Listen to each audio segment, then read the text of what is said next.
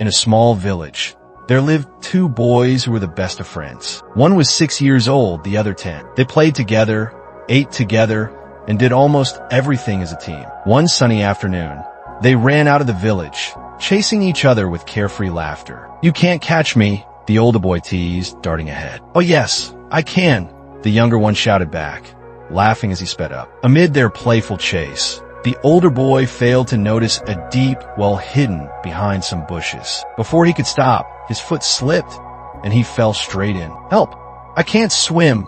he screamed, thrashing in the water. Standing at the edge, the younger boy froze in shock. His best friend was struggling, gasping for air. His heart raced as terror filled his eyes. Desperately, he looked around, but the village was far away. There was no one to call for help. Then his eyes landed on something, a bucket with a rope tied to it. Without hesitation, he grabbed it and flung it into the well. "Hold on to it," he yelled. The older boy clung to the bucket with all his strength. But the real test was just beginning. The 6-year-old pulled with everything he had. His tiny hands trembled, his arms burned, but he refused to give up. He dug his small feet into the ground for balance and kept pulling. "I won't let go.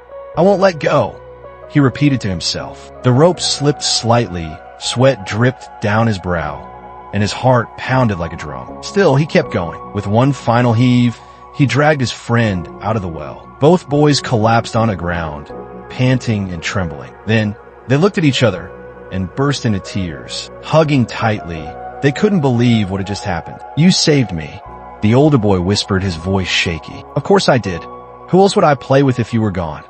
The younger boy replied with a tearful laugh. They sat there, shaking, partly from fear and partly from relief. But suddenly a thought struck them. "Oh no," the older boy said, eyes wide. "What if our parents find out? We're going to get the scolding of our lives." They hesitated, but eventually decided to tell the truth. They ran back to the village and eagerly explained everything that had happened. But instead of being proud, the villagers burst into laughter. A 6-year-old pulled a 10-year-old out of a well? "Impossible," someone scoffed. "He can't even lift a bucket of water properly. You two must be making up stories again."